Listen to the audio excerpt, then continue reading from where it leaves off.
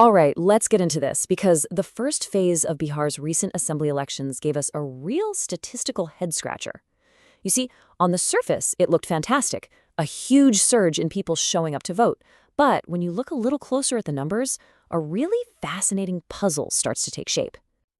So here's the first piece of that puzzle.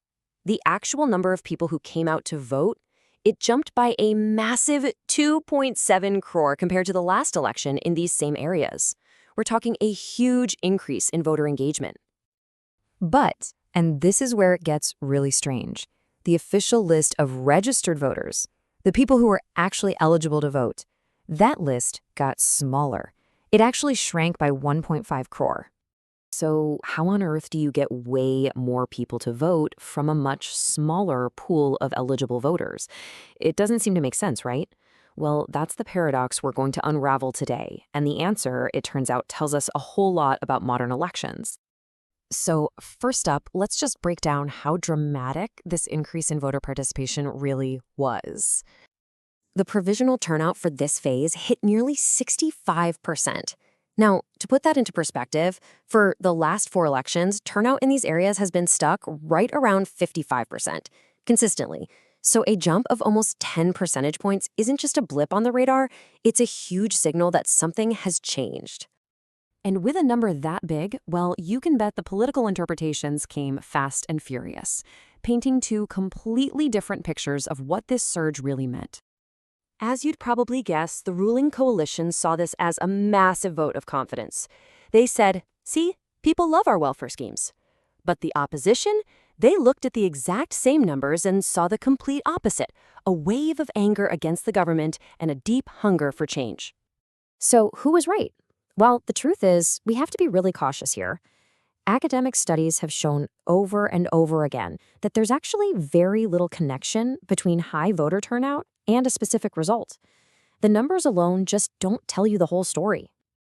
Okay, so if it's not a clear sign for one party or another, what did cause this surge? Well, it seems a huge factor was a heated controversy over the voter registration process itself. At the very heart of all this was something called the Special Intensive Revision, or SIR. This was the official process used to update the voter lists, and it's what caused that 1.5 crore drop in registered voters we saw earlier. And this whole revision process became a major point of contention. And that contention was then turned directly into action. The opposition launched what they called a voter adhikar yatra, a voter rights march, which put a huge public spotlight on all the issues with the voter rolls. And this seems to have really hit home, making people keenly aware of just how important their vote is. Now, while that story about mobilization is pretty powerful, the data we have is still incomplete. To really, truly understand this surge, we need to know a lot more about the voters themselves. This really is the million-dollar question. Was this surge driven by a specific group of people? Unfortunately, the Election Commission hasn't released that kind of detailed data yet, so all we're left with is some educated speculation. For example, if the data showed a big spike in women voting, that might point to the government's cash transfer schemes being a big deal. But if it was a surge in young voters, that could tell a totally different story about concerns over things like jobs and migration, you see? Without that specific data, they're both just plausible theories. So, if we put the political horse race aside for a minute, what's the biggest takeaway from Bihar's electoral puzzle? It's an incredible lesson in democratic engagement and mobilization.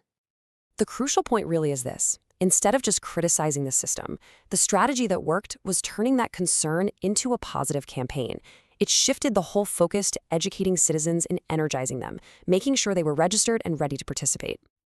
This gives us a pretty clear playbook for strengthening a democracy. It starts with voicing real concerns about how elections are run, but it can't stop there. The next vital step is to mobilize at the grassroots. We're talking about political parties setting up registration camps and voter help desks. And finally, you empower the citizens themselves, which is where civil society can come in with things like info hotlines and legal aid to make sure every single voice is heard. And that really leaves us with one final thought.